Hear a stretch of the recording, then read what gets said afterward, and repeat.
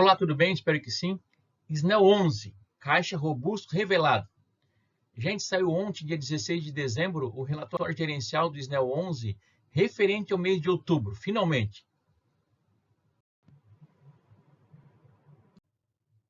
Vamos lá então, SNEL 11. Pessoal, antes de mais nada, comente aqui embaixo nos comentários se vocês investem no SNEL 11 ou não, o que vocês estão achando dele. Vamos então aos dados aqui do fechamento de ontem, dia 16 de dezembro. Ele fechou ontem, então, cotado a R$ 8,59. O PVP dele está 1,23, ou seja, ele está mais caro do que Vale, né, com ágio de 23%. Com relação a esse PVP, pessoal, eu gravei o último vídeo, eu explico certinho essa questão, por que desse ágio ali, está aqui em cima nos cards, tá? No último vídeo vocês vão entender um pouquinho, né, por que ele está custando, então, esse ágio que nós estamos pagando, né? Os dividendos, então, em outubro ele pagou 10 centavos, em novembro 10 centavos, dezembro 10 centavos novamente. Vai pagar dia 23 de dezembro. Isso aí está dando, então, na cotação atual, 1,16% ao mês. Pessoal, o que é melhor, né? Isento de imposto de renda, líquido na nossa conta.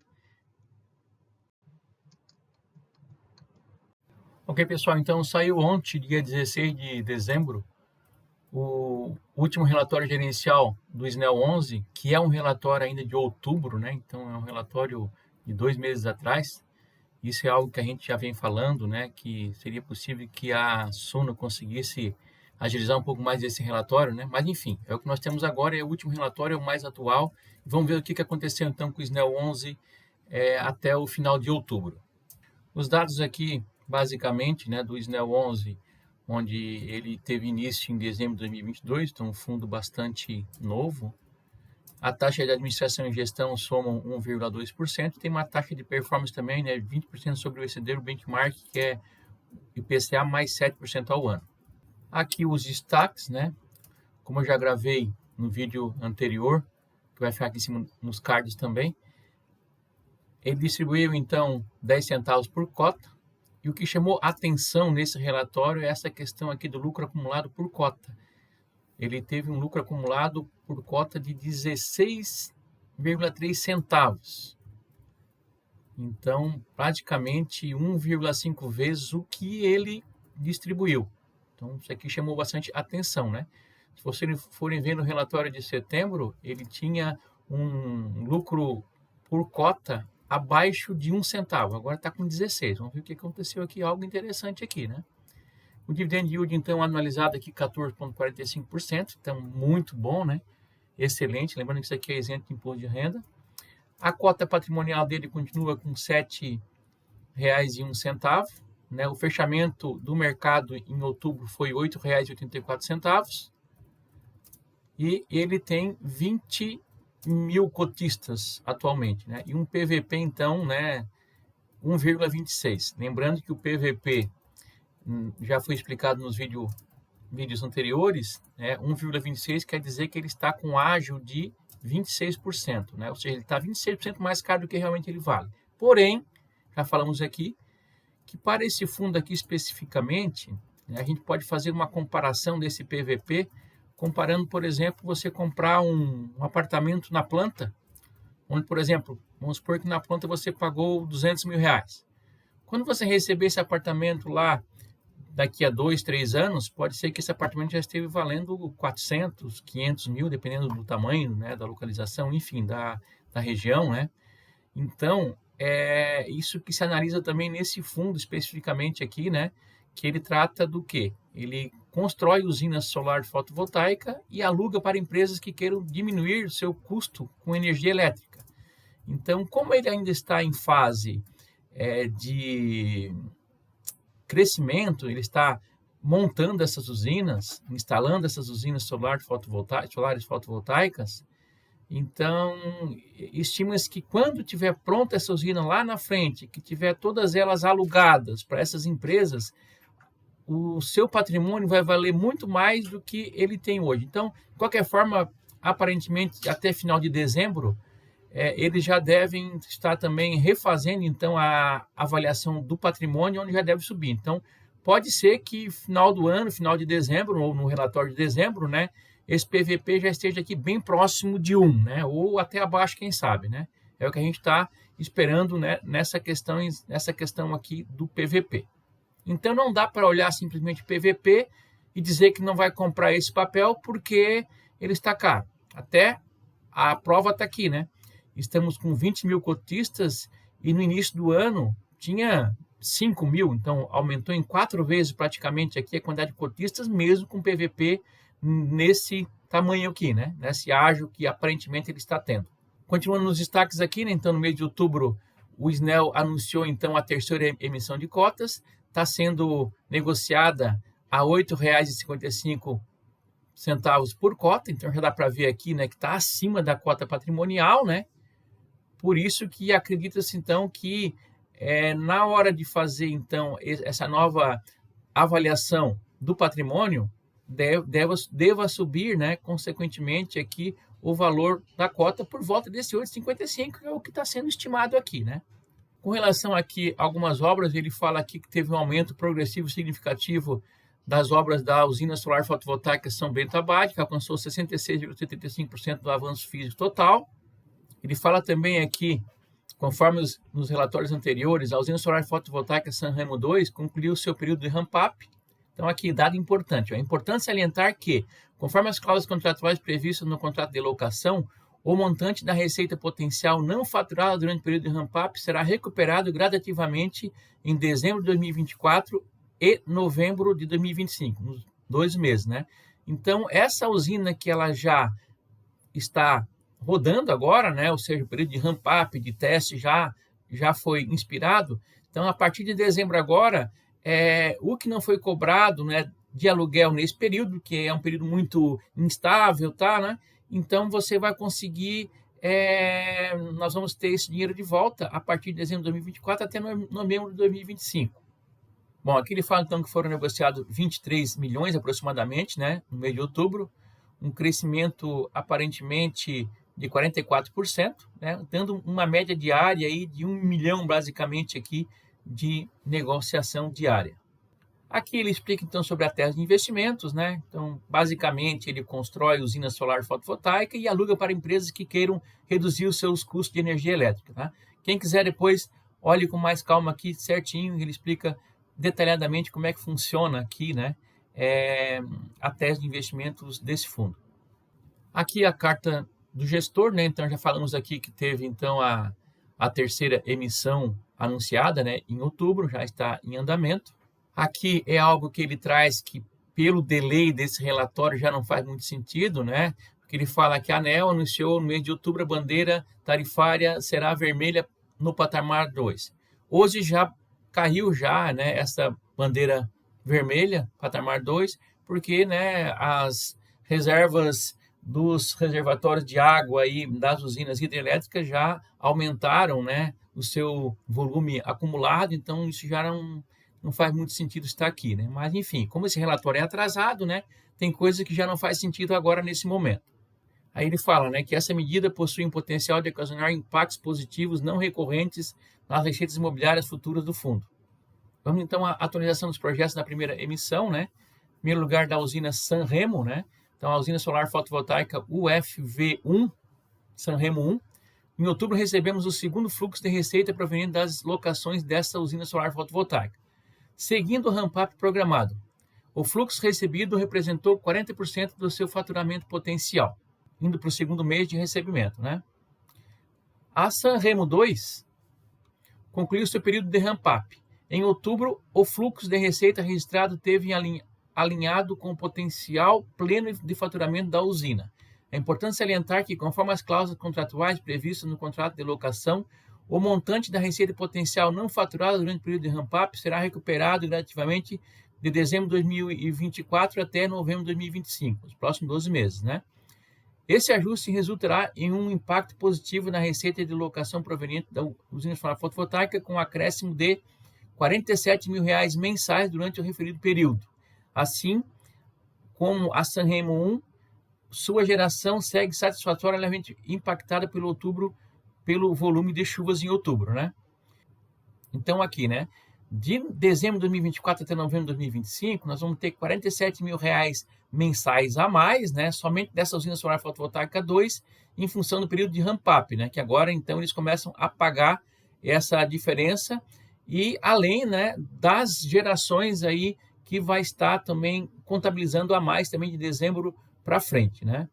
E lembrando, né, que a geração ela segue satisfatória, com um leve impacto negativo em outubro com relação ao volume de chuvas, né? Então, tem muita chuva, o céu está nublado, gera menos energia solar fotovoltaica, né? Então, essa questão climática afeta, né, a performance de uma usina solar. Aí nós temos aqui o gráfico, então, que mostra a produção de energia versus a irradiação solar, né? Nós temos aqui, basicamente, era previsto 673,9 megawatt-hora de energia gerada e foi gerado 647,1 megawatt-hora, né, em função, né, dessas questões climáticas, né, período de chuva. Pouco sol gera menos, né? Agora, a montada 2, a usina solar fotovoltaica continua apresentando evolução consistente. O resultado alcançado em outubro já corresponde a aproximadamente 60% do esperado para o projeto quando atingir sua maturação. Para os próximos meses, projetamos um crescimento contínuo da receita, impulsionado pelo fim do ramp-up. Também fala, né, que a geração também ficou levemente abaixo da expectativa devido a condições climáticas desfavoráveis na região. Aqui mostra também o relatório de produção de energia mensal, né, onde tinha uma previsão de gerar 177,1 megawatt-hora e gerou 168,9 megawatt-hora, um pouquinho abaixo do esperado. Aqui nós temos, então, a Petrolina 1A4, diz o seguinte: o início do fluxo da receita imobiliária desse empreendimento segue previsto para novembro. É importante destacar que os fluxos iniciais estão sendo relativamente impactados pela captação de consumidores realizada pela Lemon, que ficou abaixo do esperado. Continuamos empenhados na busca por novos inquilinos para a usina solar fotovoltaica, com o objetivo de acelerar o processo de ramp-up do projeto e acelerar o recebimento dos fluxos financeiros. Então, essas usinas aqui, a produção era estimada em 1.043 megawatts, ou 1 gigawatt-hora, né? E ele está conseguindo gerar 1.016. Itabira, a receita mantém-se normalizada. Quanto à performance, observa a geração de energia relativamente abaixo do esperado para o mês de outubro. Esse resultado pode ser parcialmente explicado por condições climáticas adversas no período, pela execução de limpeza dos módulos fotovoltaicos ao longo do mês e por um defeito pontual de um dos inversores da usina. Então, manutenções são feitas, né, pessoal? E cada manutenção que é feita, você tem que, muitas vezes, desligar e tirar de operação, tal, onde você acaba, então, perdendo, né, produção nesses períodos, né? Esse problema, então, já foi resolvido, resultando em uma melhoria significativa na geração de energia registrada diretamente pelos sistemas de medição. Espera-se que o desempenho supere a expectativa nos próximos meses. Aqui já teve um impacto um pouco maior, né, esses problemas que teve nesse inversor ali, né? E no período também que fizeram essa limpeza dos módulos, então 410 era o esperado, né? Megawatt-hora de geração, e foi gerado apenas 337 megawatt-horas. Agora vamos então para a atualização dos projetos da segunda emissão. A usina solar fotovoltaica Mundo Melhor, ela teve um avanço físico de 87,75%. Ele fala aqui também, né, que cabe destacar que, à medida que nos aproximamos da conclusão das obras da usina solar fotovoltaica, é natural observarmos uma redução no ritmo do avanço físico. Essa desaceleração decorre, em parte, da dependência da disponibilidade e prazos da distribuidora para as etapas essenciais, como vistorias e conexões. Diante do exposto, ajustamos a previsão da conexão da usina para janeiro de 2025, condicionada à agilidade da distribuidora local, visando adotar uma abordagem conservadora. Então, assim, isso já é um ponto negativo para esse relatório, né, porque ele estava estimado para entrar em operação agora em dezembro, já colocaram para janeiro. Porque assim, né, um dos riscos que tem esse tipo de usina é a demora da própria concessionária de fazer lá a vistoria e de fazer a conexão dela na rede, né? Então, isso pode acontecer, né? Então, foram prorrogados esse prazo, então, para janeiro de 2025. Né? Estão falando que isso aqui é uma abordagem conservadora. Pode ser que em dezembro ainda entre, né? Como esse relatório é de outubro, né? Já se passaram 2 meses aí até então. Não se sabe, então, né, o que está acontecendo, o que está acontecendo hoje. Esse é mais um problema de ter um relatório tão defasado assim, né? Com um delay tão grande, né? De tempo. A outra usina solar fotovoltaica São Bento Abade, alcançando 66,75% do avanço físico total da obra. A previsão da conexão da usina junto à distribuidora local também foi ajustada para janeiro de 2025. Ou seja, era para dezembro, colocaram agora para janeiro também, né? Mais um ponto negativo aqui do relatório, né? Mas é algo também que é quase que previsto também, né? Não depende apenas do fundo, né? Esse tipo de atividade, né? A concessionária, a distribuidora de energia, ela faz bastante diferença, né? Aqui nessa questão aqui de interligar na rede e tal, fazer a vistoria e deixar ela rodando 100% como deve, né? A usina solar fotovoltaica Liberdade alcançaram 87,5% do avanço físico. Da mesma forma, também foi colocada para operação, então, em janeiro de 2025. Também era dezembro, né? Também foi colocado para janeiro de 2025. Aparentemente, tudo por questões, né, ligadas à distribuidora de energia, né?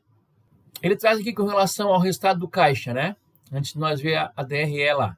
A receita imobiliária do fundo continua em trajetória de crescimento, ultrapassando a marca dos 500 mil. Mês passado era em torno de 400 e alguma coisa, agora já ultrapassou os 500 mil. Isso é muito bom, né? Atualmente, os proventos estão sendo suportados com auxílio dos resultados provenientes de operações compromissadas, realizadas com o caixa remanescente. Então, grande parte ainda dos resultados do fundo estão vindo de operações compromissadas. Basicamente, isso é investimento em renda fixa, tal, com venda de títulos, né, para bancos ou outras instituições com a promessa de recompra depois, né? Então, vamos analisar isso aí, o que aconteceu então lá na DRE depois. A performance aqui, ele fala, né, que distribuiu 10 centavos, nós já vimos isso aí lá antes também, né? Dando dividend yield aí anualizado de 14,45%. Ele fala que as cotas do mercado secundário teve uma queda, né, de 9,15 no fechamento de setembro para 8,84, né, no fechamento de outubro. Então, isso aí também é esperado, né, pessoal? Por quê? Porque eles estão, então, com uma terceira emissão em andamento aí, com um valor de R$ 8,55. Então, a tendência é que a cota caia próximo desse valor até fevereiro, quando deve encerrar essa terceira emissão, é grande, né? Então, 8,55 vai ser quase que o preço justo, né, até fevereiro desse papel. Até porque, né, quem compra esse tipo de investimento, um fundo imobiliário que seja, né, você não pensa em valorização, né, do papel em si, né, do ativo, mas em si na renda passiva, né, todo mês entrando na sua conta. Esse é o foco do investimento em fundos imobiliários, né? Ele traz aqui, né, que o CDI apurado no mês foi de 0,93%, IPCA 0,56%, o benchmark do fundo, né, é IPCA mais 7% ao ano, ou seja, 1,13%.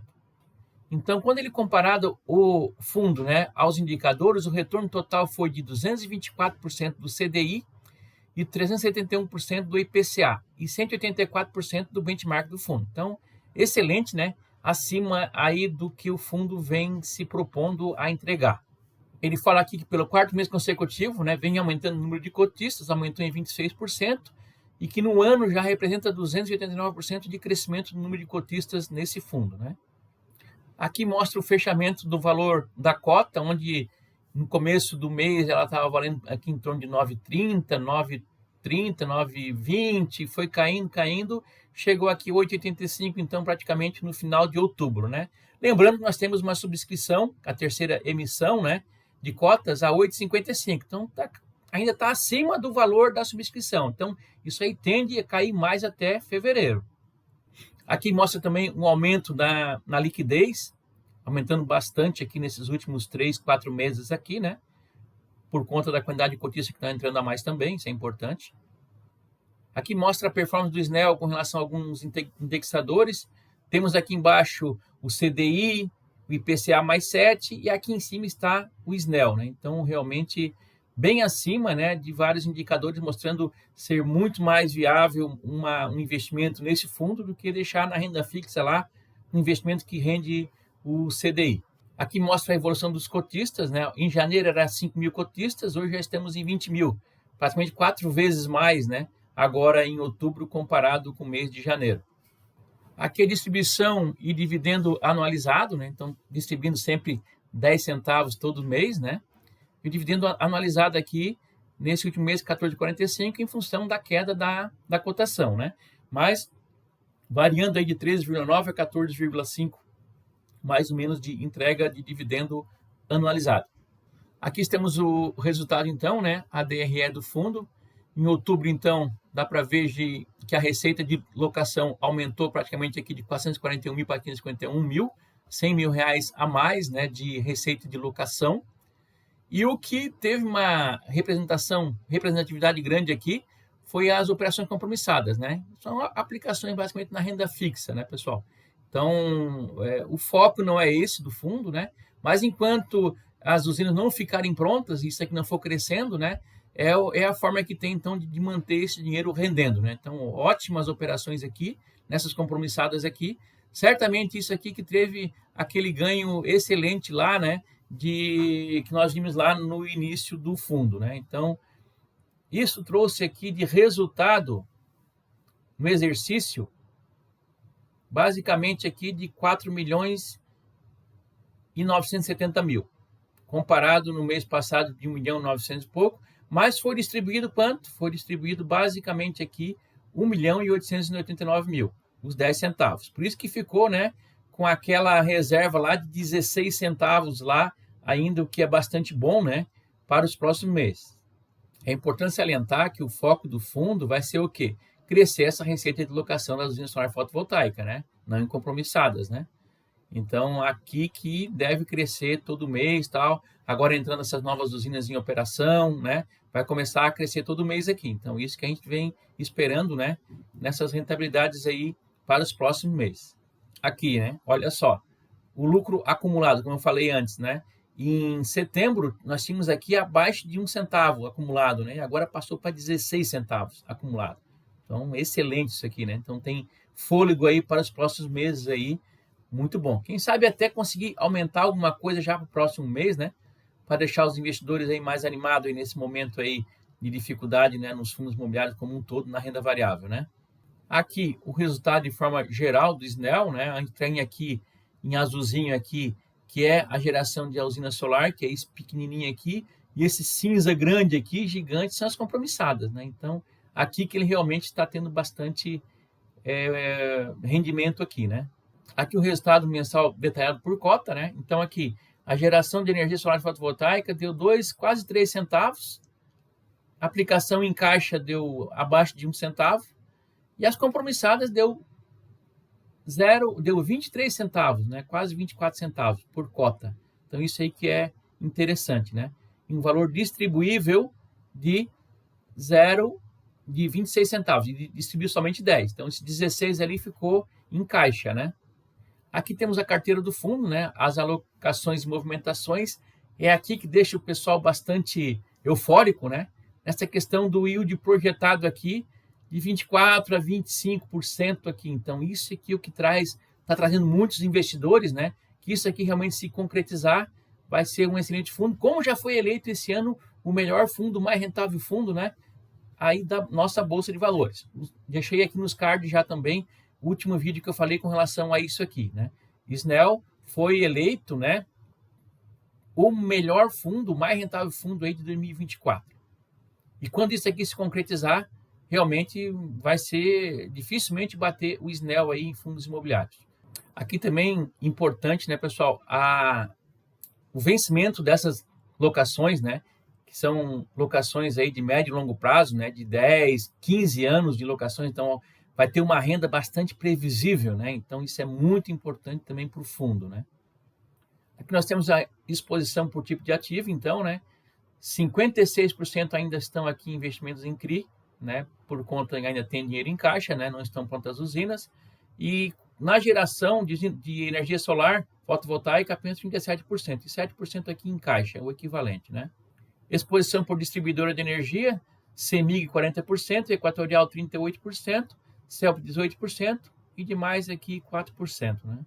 Exposição por vencimento, temos 21% até 2039, 15 anos, e 18% com 10 anos, 2034, né? Ainda temos aqui os indefinidos, que somos o restante, né? 58%, até porque ainda muitos não foram alugados ainda. O relatório aqui ele traz um detalhamento de todas as usinas, né? Como é que elas estão, como é que estão gerando, a projeção, né, do fluxo de receita, qual vai ser a taxa interna de retorno desses investimentos. Não vamos passar aqui todas elas, tá? Mas tem aqui, depois vocês podem estar explorando isso aqui individualmente aí, cada um se achar interessante, né? Bom, pessoal, basicamente seria isso então. Acho que ótimas informações aqui, né, sobre o fundo. Acho que um investimento que vale a pena aí estudar para ver se faz sentido para você colocar na sua carteira ou não, né? Lembrando aqui que nada aqui é recomendação de investimentos. Peço mais uma vez que vocês se inscrevam ao canal, curtam o nosso vídeo, comente e compartilhem. Muito obrigado a todos.